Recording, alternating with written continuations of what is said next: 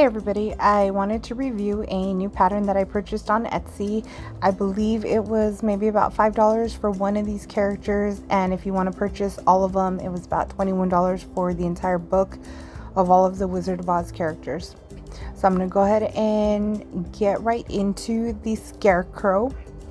This little guy was adorable. He was really easy to work up, and I tried to copy the exact colors as best as I could, and I also like doing it on a budget, so I use whatever readily available yarn that I can find from either Walmart or usually Joann's, and from there I look at the pictures as best I can and just kind of go from like the closest that I can do. Unless I'm doing some sort of custom project, I try to match the colors as you would see here. Sometimes the creator of the pattern lists their exact color and brand that they use. However, sometimes I have to go off and kind of compare and contrast my own because they show up a little bit different than they do in the pictures. So this is how my Scarecrow came out, and I'm going to show you the exact colors that I used.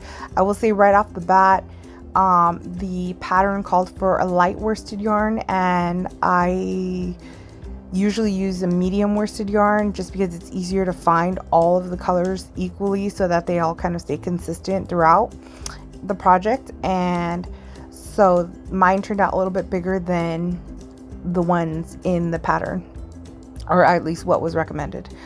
I thought he was adorable, and I'm gonna go ahead and start with his little hat, just top to bottom. So I used the red heart yarn in just regular color black, and then I used the green that I used is called Patty Green. It's also by Red Heart, so it's super affordable, easy to find, definitely at Joann's or Walmart. And I'm going to go ahead and link all of that below. When I'm using the like a dark colored yarn, I do like to use the black polyfill instead of white, which is a little bit harder to find, but it does make a difference because I don't want the white polyfill to show up behind the black stitches.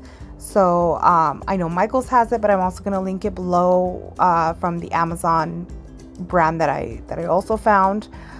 Moving on to the skin tone color of the Scarecrow. This is a Red Heart yarn in the color Buff, and I use this color a lot, so I do sometimes buy it in bulk because I use it for a multitude of other projects, skin colors and whatnot. So this was, I thought, perfect for the Scarecrow. His eyebrows, I used I believe it's just Red Heart dark brown, and I also used that for his pants. So I'm going to go ahead and put links to all of these colors.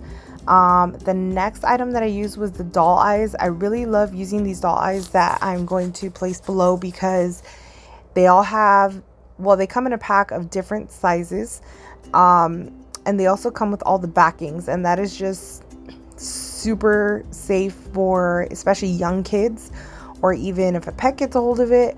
I love having that backing on, and I also usually put a little bit dot of glue as well to make sure that they're really secure in there. And obviously I would do that before I close the head up for Mr. Scarecrow. The next color that I used for the Scarecrow was kind of like an accent color for his hands and the straw. It's supposed to be the straw for his hands and what goes on his shoes. And that is Aaron. It is Red Heart Aaron. And it's kind of just more of like an off-white color, but it's a gray accent to the green that's already on the sleeves. And the next color that I used was for the kind of straw rope that's around his neck and his waist. And that color I just happen to have from another project. It is from Big Twist, and it is called Camel. And that's also like an essential skin color that I use when making my baby Moana doll, or even like Lilo from Lilo and Stitch. It's just a really good color to have on hand. And again, that is Camel.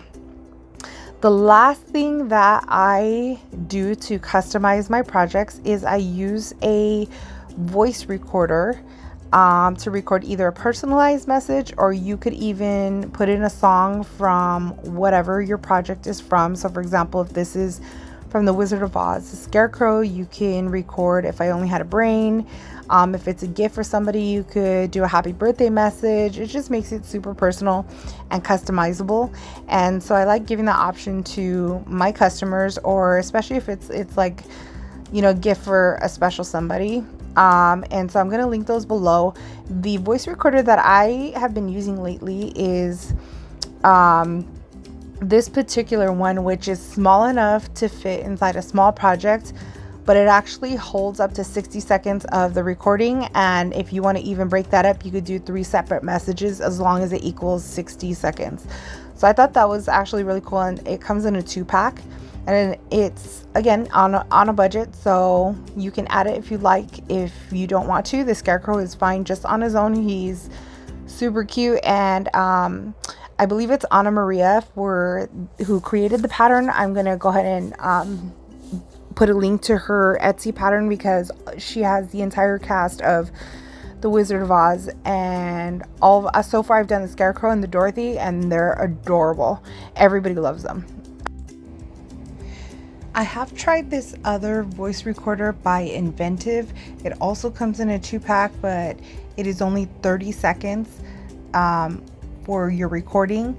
And I will say the battery ran out really quickly, so I'm not really sure why that is. I have a feeling it's because the entire heart retracts when it's pressed, and I'm not sure if it's because, especially in a smaller project, it might stay that way, so it could possibly wear out the battery more. I'm not really sure why, but I did try both of them in the pack, and both of them at one point just stopped playing the recording after, you know, even 2 or 3 attempts. So I don't recommend that one, but I'm gonna link it below anyway, because I did give it a try and it might work better for you. Also, I don't like that it has like an LED light when it plays, and you can see that through the project. So to me, when you put it inside of a doll for a child and it glows like this, either red or blue, it looks really creepy. So I don't care for this one, but I am gonna link it below so you can make your own comparison. I really, really like the first one, the 60-second one that I originally mentioned. Overall, I give this pattern a 10 out of 10. And big shout out to Anna Maria Craft. All of those characters are incredible, and all of the colors she used are great. The pattern works up really, really fast. It's super easy to follow. I found no errors in it, and overall I felt like I was able to achieve very close to what she had in her own picture, which is how I make my comparison. I really wish I had time to make all of the characters, but I'll get to them one by one. Hopefully you enjoyed this review, and I'll be coming back with some more patterns to review in the future. Please like and subscribe if you want to see more.